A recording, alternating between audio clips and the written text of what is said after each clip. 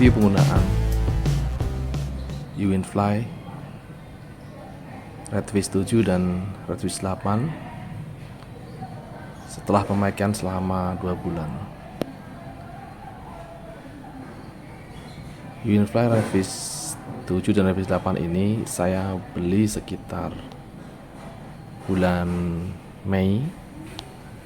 Di awal bulan, awalnya saya beli Redfish 7 dulu, dan kemudian 6 hari setelah pembelian Redfish 7 saya membeli Redfish 8.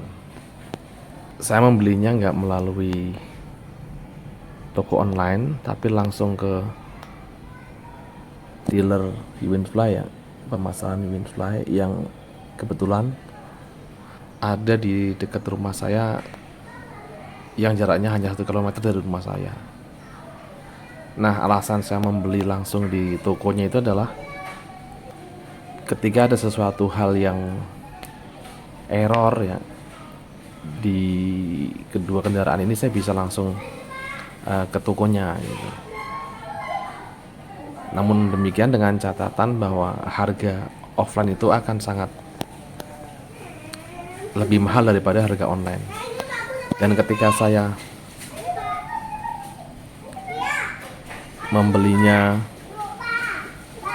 di toko offline tersebut, memang dinyatakan sama owner tokonya bahwa harga mereka pasti akan lebih mahal dari harga online, karena mereka siap menerima komplainan kita ketika ada kerusakan gitu di masa garansinya itu. Sedangkan toko online kan, ketika kita menemukan kerusakan, maka mereka akan menyarankan untuk langsung pergi ke tokonya gitu. Saya sendiri pernah nanyain ke tokonya bahwa gimana kalau saya beli online dan saya mencoba untuk menyerviskan kendaraan saya yang saya beli online itu di toko tersebut. Mereka bilang kalau untuk servis mereka siap menanganinya, namun untuk penggantian spare part mereka nggak mau gitu. Nah, saya punya kasus tersendiri ketika kita lihat tuh keranjangnya, bahwa si keranjang si Redfish 7 ini lebih mendatar, ya, lebih horizontal daripada si Redfish 8 gitu. Nah, itu pun sebenarnya keranjang saya itu sudah saya ganti gitu. Awalnya itu keranjangnya sangat turun sekali dan saya komplain gitu. Saya komplain ke tokonya. Tidak begitu lama, sekitar 2 minggu dari itu, mereka mengatakan bahwa keranjang saya yang lebih lurus itu datang gitu, udah datang, dan akhirnya saya diganti keranjangnya. Namun demikian ternyata bahwa kayaknya desain bahwa keranjangnya tidak mendatar itu disengaja sama Uwinfly, karena pada Redfish 7 ketika keranjangnya itu mendatar seperti itu, bayangan lampu itu, maksud saya bayangan keranjang itu akan ada ketika kita menyalakan lampu, maka keranjang bagian depan itu akan kesorot sehingga akan mengganggu terangnya lampu gitu. Nah, kalau yang si RF8 ini benar-benar lampunya itu nggak mengenai keranjang gitu, cahayanya itu nggak ada dari bagian keranjang itu yang akan mengganggu terangnya lampu ketika kita menyalakan lampu. Selain tadi masalah keranjang itu, saya juga melihat bahwa masalah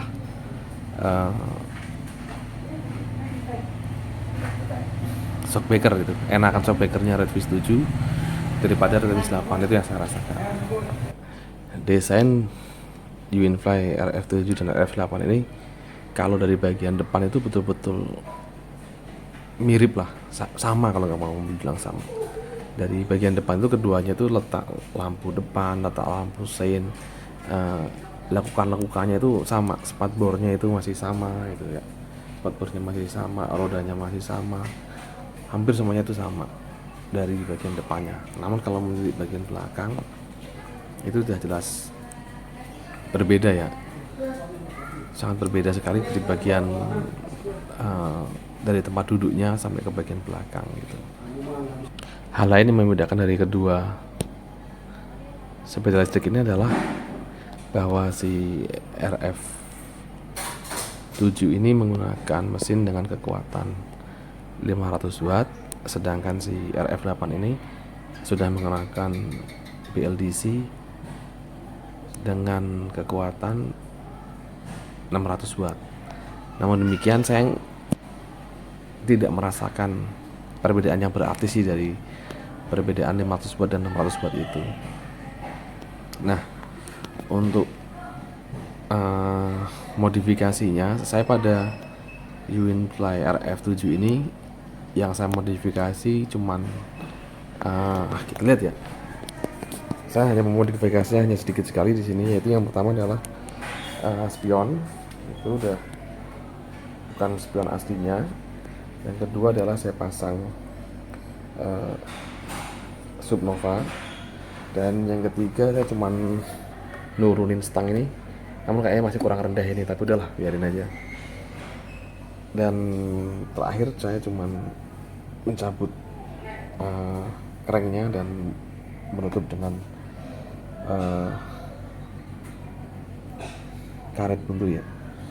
Hal-halnya saya masih biarkan seperti standarnya. Nah, kalau kita lihat selama 2 bulan ini seberapa jauh sih yang sudah saya memakai si RF7 ini gitu. Kita lihat.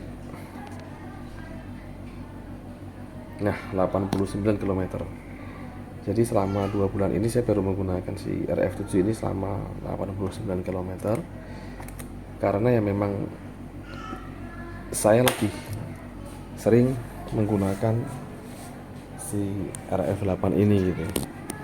Dari kesehariannya itu memang lebih enak dipakai si RF8. Lebih enak gitu. Dari tempat duduknya, joknya ya, cara berkendaranya, apalagi setelah stangnya ini saya rendahkan. Setelah stangnya ini saya rendahkan,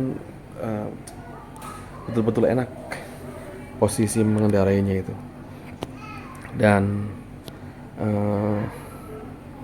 kelihatan banget sih ya kalau yang RF7 ini memang didesain untuk emak-emak gitu, untuk ibu-ibu pergi ke dekat-dekat rumah aja. Dan si RF8 ini memang terkesan lebih cowok gitu, dan saya yakin lebih menarik bagi bapak-bapak untuk membeli yang RF8 ini ya.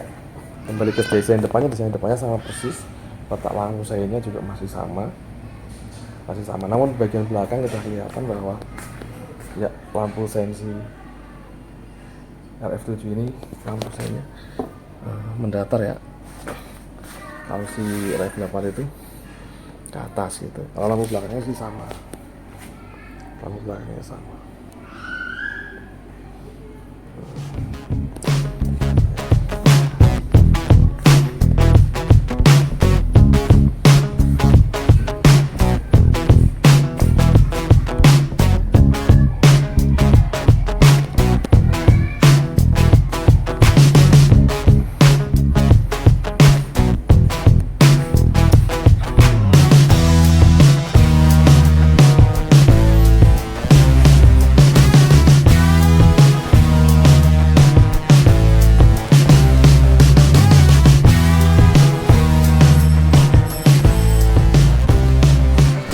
Ketika saya membeli RF7 ini sekitar awal Mei ya, ini harganya tertulis di sini bahwa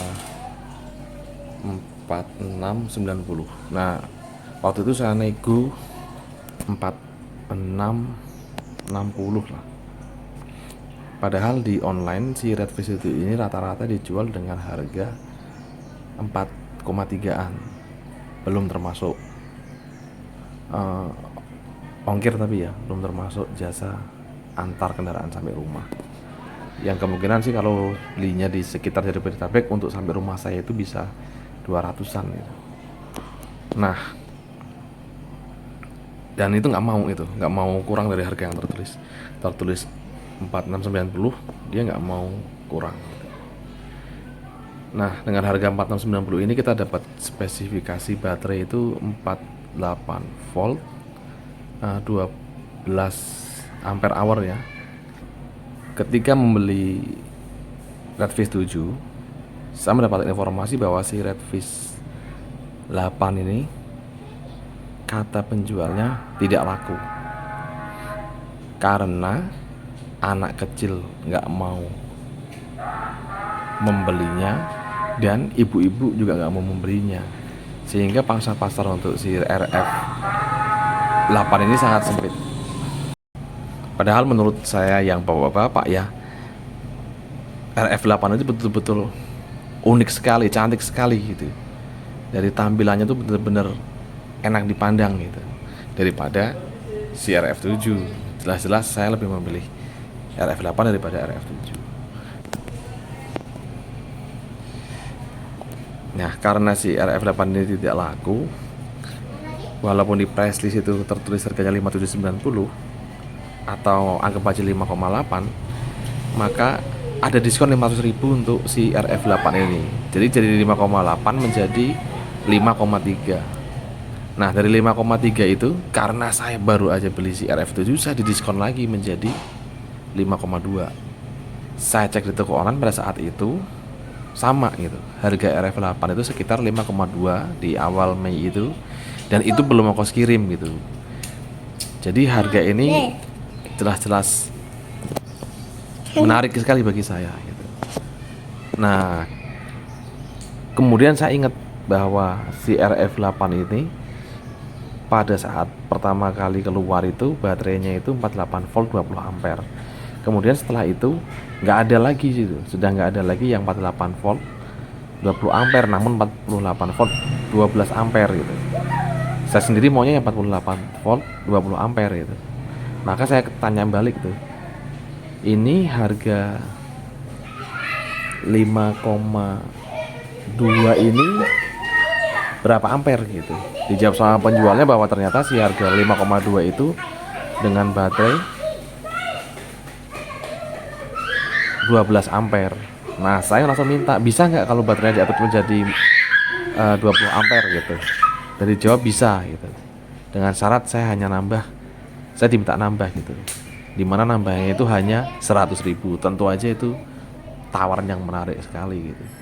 Jadi saya meminang si RF 8 ini dengan 48 volt 20 ampere itu seharga 5,3 offline gitu ya, bukan online. Yang saya bayar langsung saya bisa bawa pulang. Dan ini menurut saya penawaran yang cukup menggiurkan bagi saya.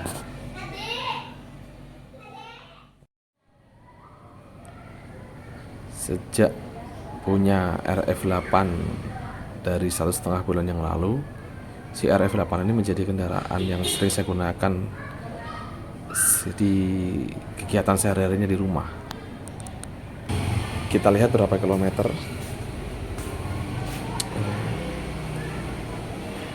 yang udah dilalui oleh si RF 8 ini selama bulan ya, 460 km ya. Berbeda jauh dengan si RF 7 yang baru saya pakai sekitar 90 km.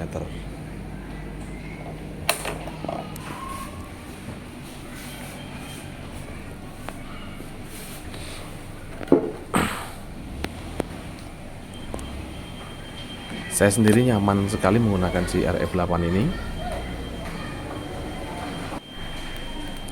RF 8 dengan baterai 20 Ah ini penggunaan sekitar 40 km itu baru menghabiskan baterai sebanyak 30% menurut Supnova.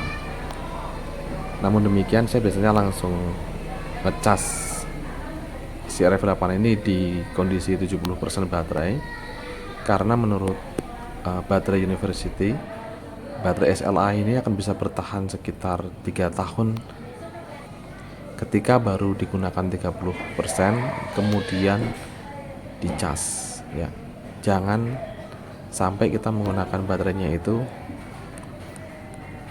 sangat banyak sekali sampai misalkan sisa 20%, itu akan memperpendek usia si baterai SLI ini. Ya, demikian perbandingan singkat si RF7 dan RF8.